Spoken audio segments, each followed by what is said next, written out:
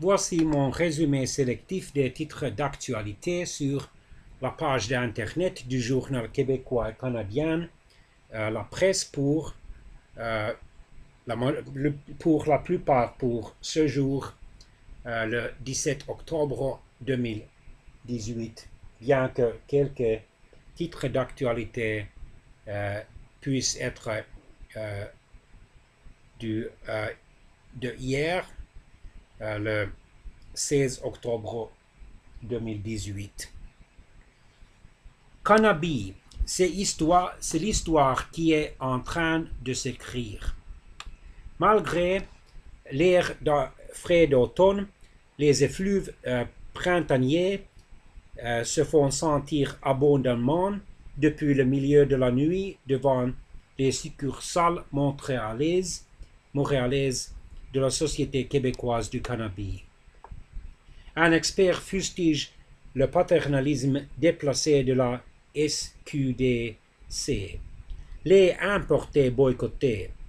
Lactantia réplique aux fausses informations. Stade Saputo. L'IMPA veut une baisse de 91% de ses taxes municipales. Un premier coup de balai chez les hauts fonctionnaires. Le gouvernement de François Legault s'installe aux commandes. Une longue liste de mandarins associés au régime Couillard. Opération antidrogue des policiers de Laval. Paul Bernardo demande sa libération conditionnelle. Le plus célèbre des tueurs en série canadien, Paul Bernardo, aussi appelé Paul Thiel, demandera ce matin sa libération conditionnelle pour les meurtres de 2 filles en juin 1991 et en avril 1992. Il a aussi été avec son ancienne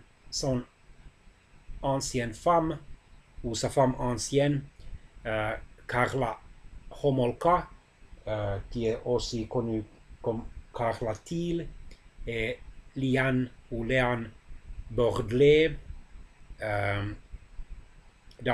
pour le meurtre de la sœur, de la petite sœur de Carla, Tammy Homolka, la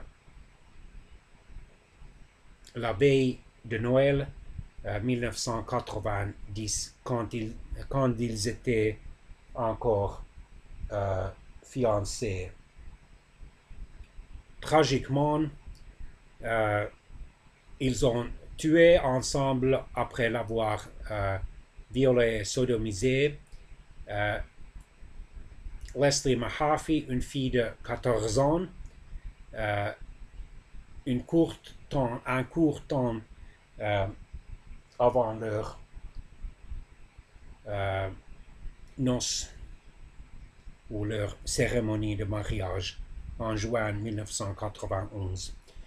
Classifié comme un criminel dangereux, il est douteux si M. Bernardo peut être libéré.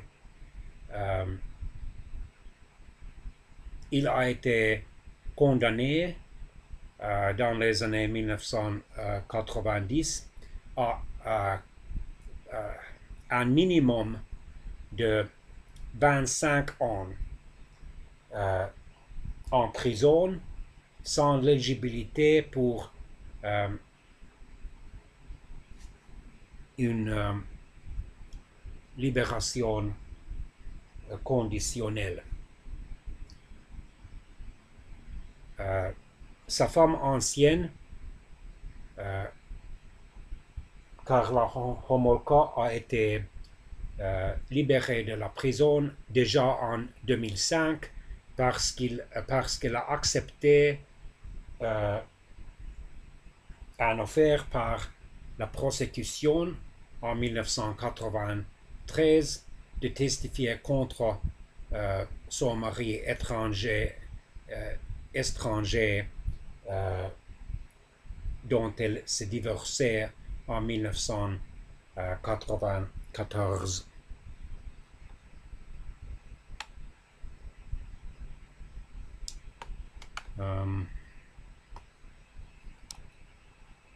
L'ancien premier ministre canadien, Brian Mulroney, qui est aussi l'ancien chef du Parti progressiste conservateur canadien, au conseil d'administration d'une société américaine de cannabis. L'immobilier montréalais continue de séduire les Chinois. Enquête sur la mobilité, c'est parti.